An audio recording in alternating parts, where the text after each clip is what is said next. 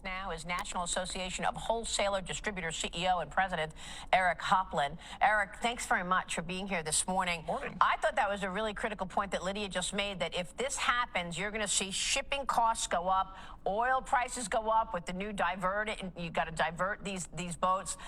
Your association joined dozens of others in sending a letter to President Biden. You want these parties back at the negotiating table.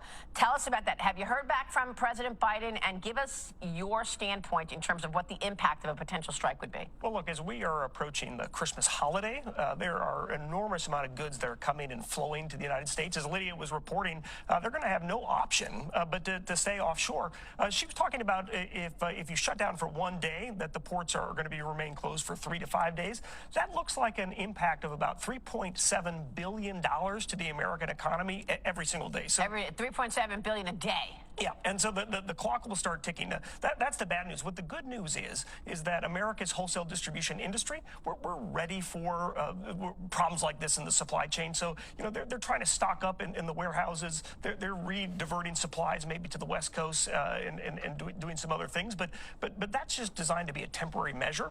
If this strike were to go forward and last a week or more, that's when American consumers and American businesses are going to feel the pinch. There are so many implications here. And Mark, I want to get your take on this, because there's also an inflationary impact, right? Am I thinking of the right strike when I think about the rail strike last year?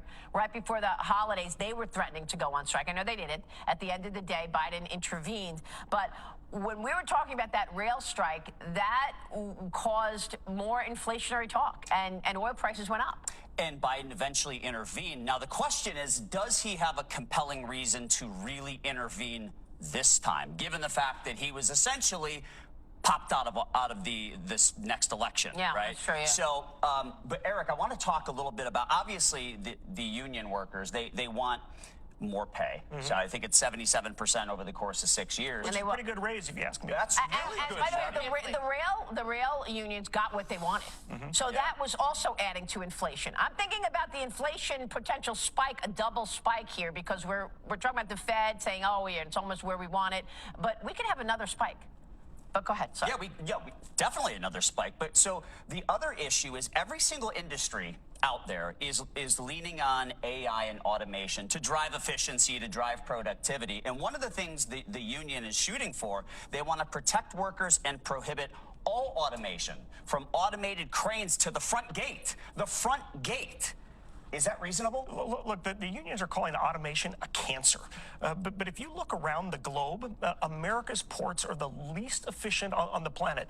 Rotterdam in the Netherlands has the most volume around the globe. They went to automation some years ago. They were able to do it without significantly reducing jobs, and their ports are so much more efficient than ours. So it's kind of like the unions are saying to the United States, how about we become the blockbuster of global trade while the rest of the world is Netflix? That worked out well.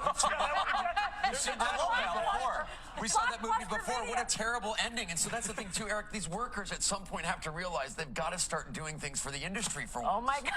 So they don't want AI. They don't want automation at our ports. I mean, look, a lot of people are upset about AI. Guess what? It's here. It's coming. It's changing our lives. And the important part is you're talking about the inflationary impact of the strike if things slow down here. But imagine what happens if they agree to those terms. We don't have automation at the ports. We have inefficiencies for decades, which can pass on costs to the consumers and to businesses. So it's inflationary over the long term, not just the short term that a strike could cause. Real quick, what's your gut? How does this play out?